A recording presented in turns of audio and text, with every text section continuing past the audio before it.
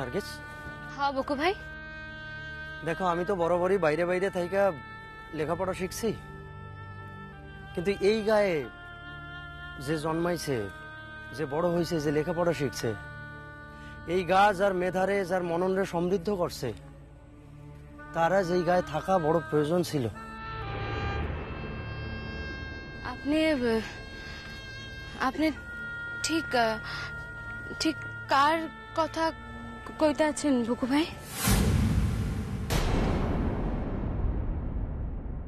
তুমি কি সত্যি বুঝতে পারতাছো না নার্গিস?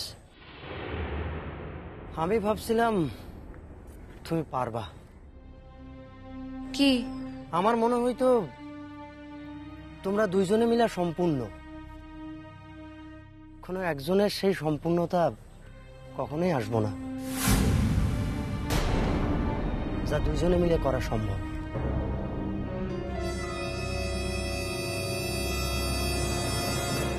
বকু ভাই এই সকল কথা থাক। তুমি থাক কইতাছো বইলাই কি সত্যই থাকতাছে নার্গিস? তুমি কি তারে মন থেকে সত্যই মুক্তি দিতে পারছো? একদিন পারুম এই বিশ্বাস রাখি। কোনোদিন পারবা না নার্গিস। বকু ভাই স্কুলের দেরি হইয়া যাইতেছে। আসলে আজ প্রথম দিন তো। চল।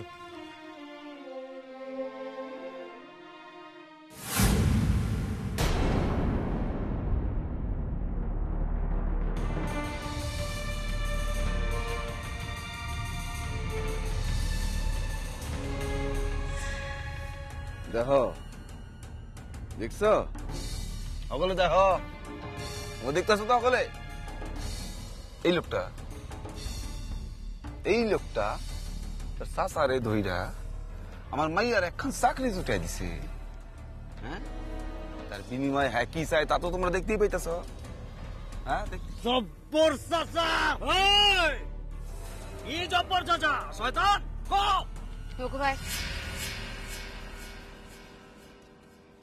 আপনারা সকলে যদি আমার পরিচয়টুক না যাই না থাকেন, তাহলে সে আগে ভালা কইরা যায় না লন শয়তানের দল। কিরণমালার এক হাতে যেমন কলম চলে, তেমনি অন্য আর এক হাতে সে বন্দুকও চালাইতে পারে। আর এইরূপ অন্যায় দেখলে সে তার বাপরেও ছাইরা কথা কয় না। জব্বর ভাই, এই মাইয়া মানুষ করো তুমি? এই হবে এই গায়ের স্কুলের টিচার? হ্যাঁ, তাহলে তো সমস্ত স্কুল ছাত্রছাত্রীরা উচ্চারণে চলে যাইব। তোমরাই কও। আমি তো দেখো কিছু পাই নাই। হ্যাঁ, সকল তাই তো তোমাকে কইছি। হ্যাঁ, এখন দেখো তোমরা কি করবা দেখো। আমি কিন্তু আমার মাইয়ারে কই নাই যে বোরখা না পইরা এই রূপ পোশাক পইরা পারায় ড্যাং ড্যাং ড্যাং ড্যাং কইরা ঘুরে পারো। আমি কই নাই। দেখো তোমরা কি করবে, দেখো দেখো। শোনা, তোমার ওই স্কুলে চাকরি করা হইব না। তুমি কোনের কেডা? তোমরা কোনের কেডা? ওই স্কুলে চাকরি করুন হবে না। কেডা কেডা কোনের? তোমরা কোনে কেডা? কেডা? হ্যাঁ, কেডা তুমি? তুমি কি আমার মাইয়ার মুরুব মানো নাকি? কি ব্যাপার খান কি? জব্বর ভাই, মুখের কথা আর কোনো কাজ হইব না। যার যা ওষুধ, একে অন্য ঔষধ দিতে হবে। তারে মারতে হইলে আগে আমারে মারতে হইব। দেখি, আসেন দেখি কার কথা ক্ষমতা। দেখি কাপুরুষের দল। নার্গিস মরে গেছে জব্বর আলী, আমি কিরণমালা। দেখি, আসো দেখ আগে আমার গায়ে হাত দিয়া দেখ, এরপর কি হইব সে আমি বুঝা নেব। দেখ আগে আমার হাত, দেখ আগে আমার হাত দিয়া দেখ। শয়তান কাপুরুষ।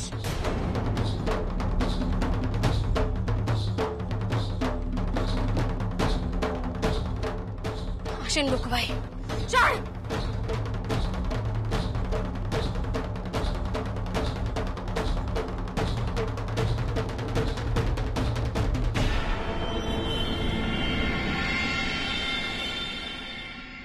আইসা ঠিক আছে, তাইলে ওই কথাই রইল। ও তুমি কথা বলছো ওনাদের সঙ্গে? ঠিক আছে, তাহলে তুমি কথা বলো, আমি মাকে ডেকে আনি, হ্যাঁ, ভেতর থেকে। শুনো ময়না, আর তো কথা কনের কিছু নাই। এতক্ষণ ধরে তো কথা কইলামই, এখন এনাগো কিছু অ্যাডভান্সের প্রয়োজন। ও আচ্ছা আচ্ছা আচ্ছা। দাদা বলছিলাম যে আপনি না আপনি ওই ডেকোরেটরের লোক তো? হ্যাঁ হ্যাঁ। আর এই তো আপনি ওই আশ্রমের লোক তো, যার আশ্রমে ওই 350 জন দুস্থ বাচ্চা আছে? হ্যাঁ হ্যাঁ হ্যাঁ হ্যাঁ। তাহলে ময়না, উনি কইতেছেন আমরা যদি টাকা ধইরা ওনারে দিই, তাইলে ওই সকল বাচ্চাগুলির লেগা ওনারা কিছু কিনা দিতে পারেন। এই ধরো বই, খাতা, পেন্সিল, কলম, এই সকল প্রয়োজনে আমাকে দেখাইতেও পারেন, তাই তো? হ্যাঁ, যদি আপনারা তাই বলেন তাহলে তাও করতে পারি, কিন্তু আপনারা যদি কিছু করতে চান আমাদের 350 জন বাচ্চার জন্যই করতে হবে। হ্যাঁ ঠিক আছে।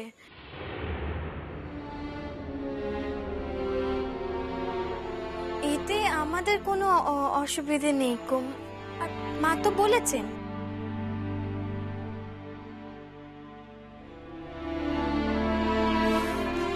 এটা তো খুব ভালো কথা যে বাবার টাকা বাবার কাজেই লাগবে।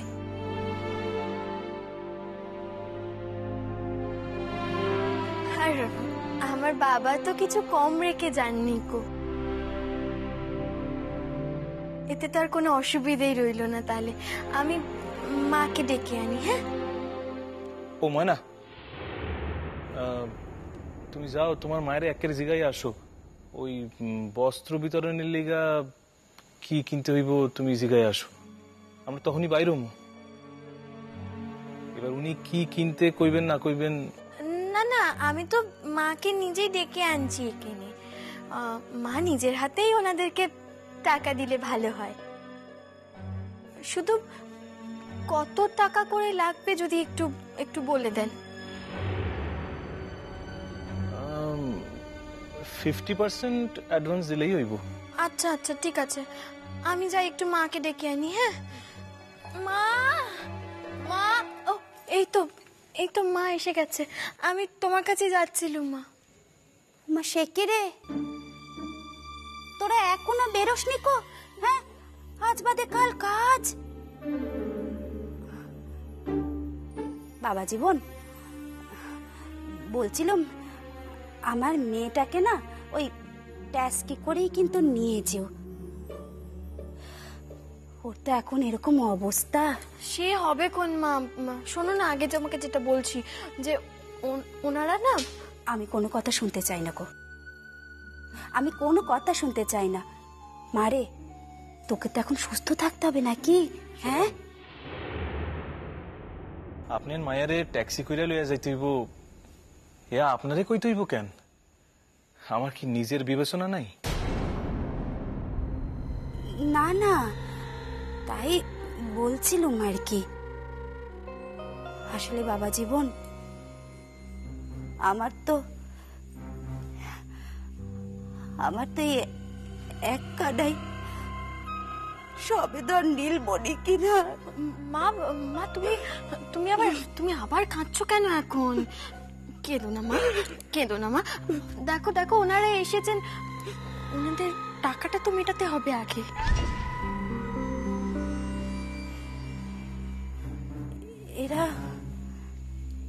এরা কারা এতক্ষণ? হ্যাঁ, এনারা ডেকোরেটরস এর লোক, আর ইনি আশ্রমের কর্মকর্তাগো একজন। ও, তো এনারা কইতেছেন যদি কিছু টাকা আগাম পাওয়া যাইতো তাইলে এনাগো একটু সুবিধা হইতো। ও তাই বুঝি? ঠিক আছে, দিয়ে দাও না, দিয়ে দাও। আসলে কি বলুন তো, আমার তো আর কেউ নেই কো, আমি তো এখন একা। আর আমার এখন সম্বল বলতে তো এই আমার মেয়ে, আমার তো আর কেউ নেই। মারে, তুই দাঁড়িয়ে আছিস কেন? তোর না শরীর খারাপ? হ্যাঁ, বস মা, বস এখানে, বস। আরে কখন থেকে দাঁড়িয়ে আছে দেখো দেখিনি, বস। আস্তে আস্তে মা, আস্তে আস্তে। ঠিক আছে। ও, আপনাদেরকে যা বলছিল, আসলে ওর বাপ মেয়ের বিয়ে দিয়ে সর্বশান্ত হয়েছে। আর মেয়ের বাবাদের যা হয় আর কি। আপনাদের ঘরে নিশ্চয় মেয়ে আছে, আপনারা ভালোই বুঝতে পারবেন। হ্যাঁ, তবে সর্বশান্ত হওয়ার কারণ কিন্তু এই জামাই বাবার জীবনের বাড়ি থেকে কোনো দাবি দাওয়া ছিল না, সেটা কিন্তু নয় কো। বাবা জীবনরা হচ্ছে জমিদার বংশ, তো সেই বংশে মেয়ের বিয়ে দিতে গেলে তাকে তো যোগ্যভাবেই পাঠাতে হবে। কি বলেন আপনারা? তা তো ঠিকই, সে তো 100 বার। এখন এই সকল কথায় সময় নষ্ট না কইরা বাবা জীবন, তুমি বাধা দিলে তো আর হবে না কো। আমার বাবা জীবন এমন দ্বারাই মানুষ, বড় বংশের ছেলে কি না, নিজের গুণগান কখনো গাইতে দেবে না কো।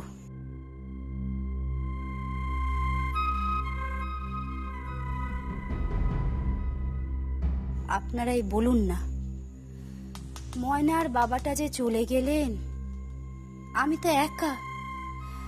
আমার মেয়ে জামাই এরা যদি না থাকতো, আমি কিচ্ছুটি করতে পারতুম না।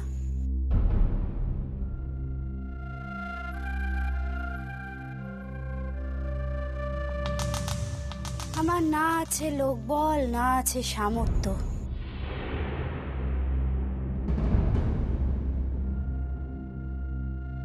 মেয়ে জামাই সাহস দিচ্ছে বলেই তো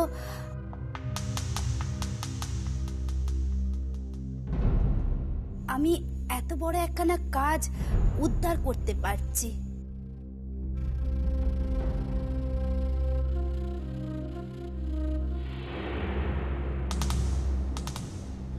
মা মা বলছি যে, দাঁড়া বাচ্চা, দাঁড়া।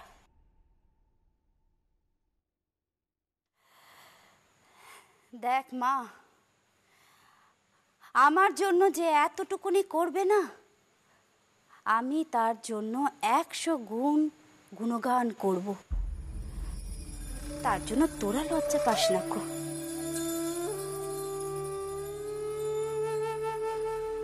আচ্ছা, আপনারাই বলুন দেখিনি, কি দরকার ছিল? হ্যাঁ, কি দরকার ছিল ওর বাপের ছেড়া তো এত বড় করে করার কোনো দরকার ছিল?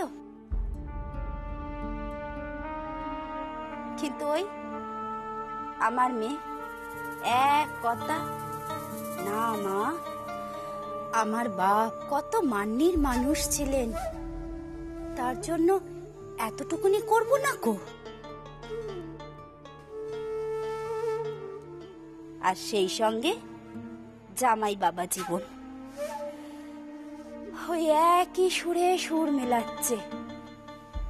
সত্যি তো, আমার শ্বশুর মশাই কত ভালো মানুষ ছিলেন, তার জন্য আমাদেরকে এতটুকুনি করতে দিন। তবে কি জানেন তো, মিছে কথা বলবো না কো, ময়নার বাপের কপালের জোর আছে, না তো এমন দ্বারা মেয়ে জামাই কেউ কখনো পায় বলুন? হ্যাঁ, বেঁচে থাকতে তো বটে, মানুষটা মরে গিয়ে ওই একই সম্মান পাচ্ছে। মাসিমা, আপনি কাঁদবেন না, মেয়েকে যোগ্য পাত্র হাতেই তুলে দিয়েছেন, আর জামাই তো ছেলেরই মতো, এরা করবে না তো কে করবে বলুন? ঠিক, একদম ঠিক কথা বলেছেন আপনারা, একদম ঠিক। মা, ও মা, হ্যাঁ বলছি তুই এখনো বসে আছিস? যা তাড়াতাড়ি টাকাটা এনে দে ওনাদেরকে। কখন থেকে ওনারা বসে আছেন বলতে কিনি? হ্যাঁ, যা যা যা। মা, মা বলছি যে মানে আমি টাকা আমি হ্যাঁ, টাকা কিন্তু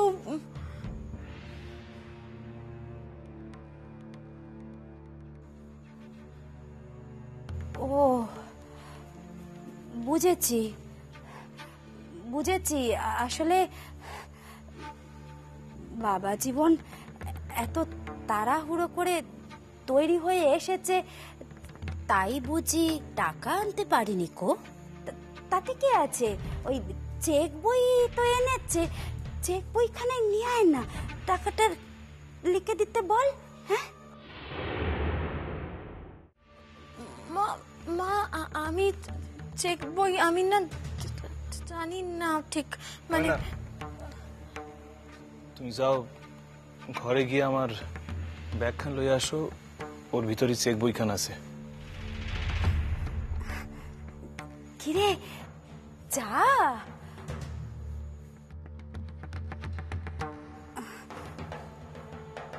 দেখুন, আপনারাই নিজের চোখে দেখুন, আমার মেয়ে কিচ্ছুটি করতে পারে না, কিচ্ছুটি না।